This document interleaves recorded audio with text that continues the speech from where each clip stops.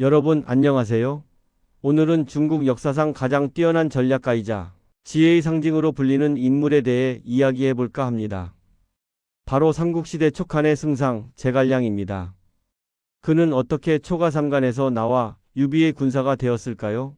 그리고 그가 펼친 천하삼분지계는 과연 무엇이었을까요? 지금부터 제갈량의 파란만장한 삶을 함께 들여다보겠습니다. 제갈량은 181년 중국 산동성에서 태어났습니다. 어린 시절 부모를 잃고 숙부 밑에서 자란 그는 형주의 융중이라는 곳에 은거하며 학문에 매진했죠. 당시 사람들은 그를 와룡, 즉 잠자는 용이라고 불렀습니다. 207년 유비는 천하를 얻기 위해 인재를 찾고 있었습니다. 그리고 제갈량이라는 인물이 있다는 소문을 듣게 됩니다. 유비는 무려 3번이나 초가집을 찾아갑니다. 이것이 바로 유명한 삼고초려 이야기입니다. 첫 번째와 두 번째 방문에서 제갈량은 집에 없었습니다. 세 번째 방문에서야 유비는 낮잠을 자고 있는 제갈량을 만나게 됩니다. 당시 유비의 나이는 47세, 제갈량은 27세였습니다. 무려 20살 차이 나는 젊은 선비를 위해 몇 시간이고 기다린 유비의 성의에 제갈량은 마음을 열었습니다. 제갈량은 유비에게 천하의 정세를 분석하며 하나의 거대한 전략을 제시합니다. 이것이 바로 융중대라고 불리는 천하삼분지계입니다. 제갈량은 이렇게 말했습니다. 조조는 이미 북방을 장악했고 손권은 강동을 3대째 다스리고 있습니다. 이 두 세력과 정면으로 맞서는 것은 불가능합니다.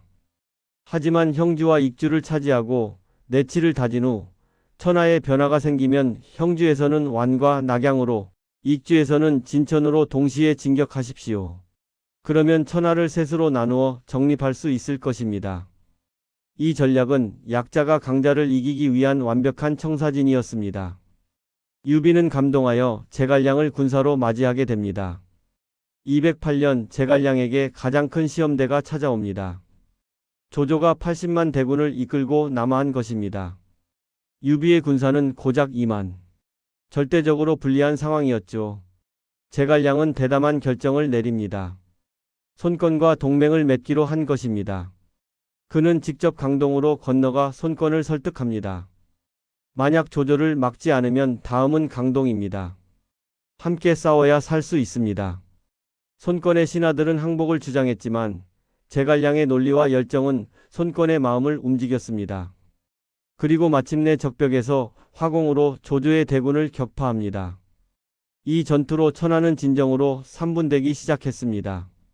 흥미로운 점은 삼국지연의에서는 제갈량이 동남풍을 불러왔다는 전설이 있지만 실제 역사에서는 주유와 함께 전략을 세운 것으로 기록됩니다.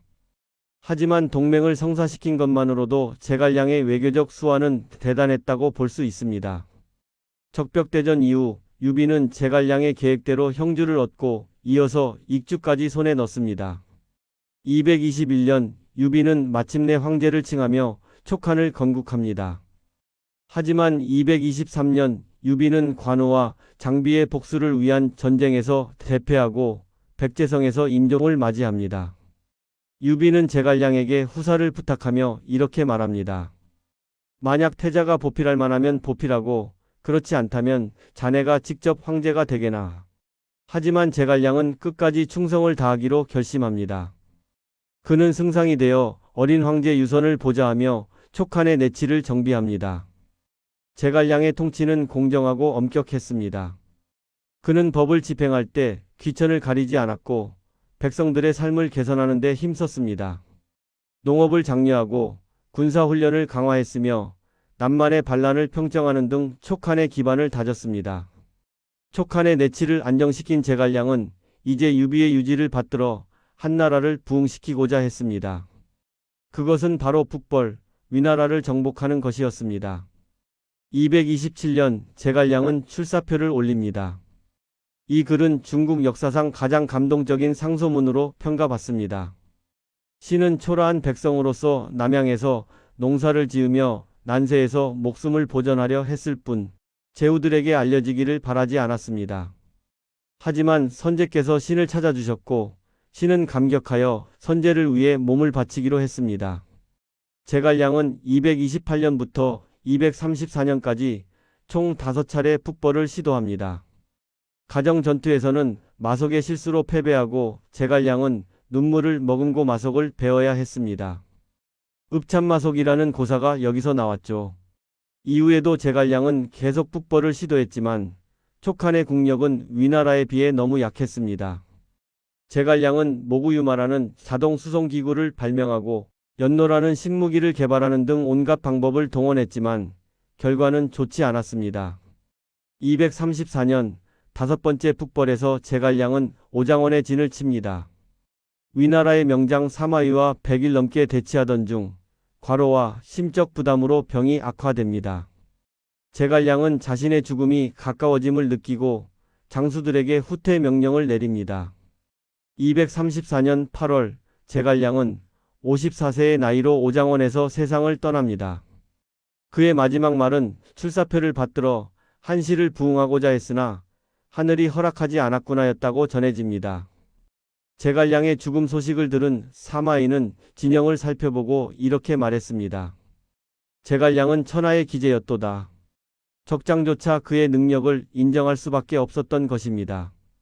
제갈량이 남긴 유산은 단순히 군사적 업적만이 아닙니다. 그는 뛰어난 발명가이기도 했습니다. 모구유마, 제갈연노, 공명 등등 다양한 기계와 도구를 발명했죠. 또한 그가 정리한 팔진도는 후대 병법의 기초가 되었습니다. 무엇보다 제갈량은 충신의 표본으로 평가받습니다. 그는 자신의 이익이 아닌 나라와 백성을 위해 평생을 바쳤습니다. 출사표에 나타난 그의 충정은 천년이 넘도록 사람들의 가슴을 울립니다. 하지만 역사가들은 제갈량에 대해 엇갈린 평가를 내립니다. 어떤 이들은 그를 완벽한 전략가로, 어떤 이들은 내치에는 뛰어났지만 군사작전에서는 한계가 있었다고 평가합니다.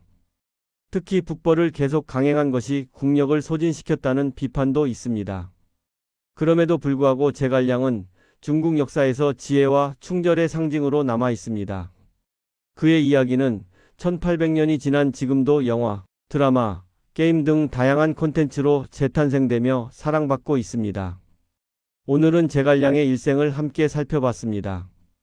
초가삼간에서 나온 한선비가 천하의 판도를 바꾼 전략가가 되기까지의 이야기, 그리고 끝까지 충성을 다한 그의 삶은 우리에게 많은 것을 생각하게 합니다. 여러분은 제갈량의 어떤 모습이 가장 인상 깊으셨나요? 댓글로 여러분의 생각을 들려주세요. 구독과 좋아요도 잊지 마시고요. 다음에도 더 흥미로운 역사 이야기로 찾아뵙겠습니다. 감사합니다.